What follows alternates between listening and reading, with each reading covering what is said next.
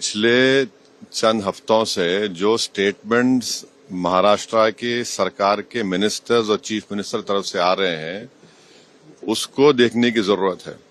और सबसे बड़ा प्रोवोकेशन तो वो सत्ता में है, गवर्नमेंट में है, और गवर्नमेंट प्रोवोकेटिव स्टेटमेंट्स दे रही है। और बड़ा अफसोसनाक है, आप देख लीजिए पिछले 4-5 दिन पुराना स्टेटमेंट उठाकर देख लीजिए, तो ये वो खुद प्रोवोकेशन किए और उनको इस बात की अपनी जिम्मेदारी का एहसास भी नहीं है कि वो मंत्री हैं, मुख्यमंत्री हैं। और दूसरी बात यह है कि आपने कई तस्वीर किसी बादशाह के बनाकर जलाए पूरे महाराष्ट्र में, कोई रिएक्शन नहीं हुआ, तो आपको तकलीफ हो गई। तो आपने क्या किया कि कुरान की जो आयतें हैं, जो वर्सेस हैं कुरान के, जो एक कपड़े पर लिखी जाती हैं, उसको आपने जलाया।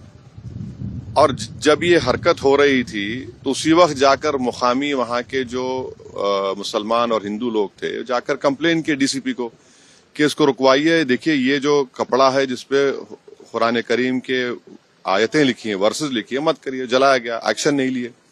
उसके बाद शाम में ये सब चीजें हुई। मैं उसका कंडेम करता हूँ वायलेंस का, मगर इसको टोटल देखिए आप कि जो स्टेटमेंट्स एमिनेट हुए हैं, जो स्टेटमेंट दिए गए हैं मिनिस्टर्स की तरफ से, अभी भी दिए जा रहे हैं, भाई आप रूल ऑफ लॉ को फॉलो करिए ना। आप तो भारत के संविधान पर आपने ओथ लिया है, तो आप कैसे प्रोवोकेटिव स्टेटमेंट्स क्यों दे रहे हैं आप? भाई मुझे कोई चीज पसंद नहीं है, आपको कोई चीज पसंद नहीं है, तो कोई भी अपनी नापसंद का इजहार कानून को हाथ में ले करेगा क्या? ये देखने की जरूरत है। तो ये बहुत गलत हो रहा है, सरकार की जिम्मेदारी है, ये सरकार की गलती है, इंटेलिजेंस की फेलियर है।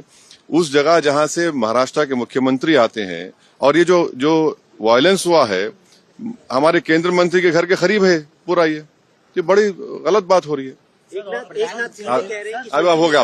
फडणवीस साहब ने कहा है कि ये बहुत रिग्रेटेबल है, बहुत दुख की बात है कि स्टेट एक्सचेकर से औरंगजेब के कब्र की देखभाल करनी पड़ती है।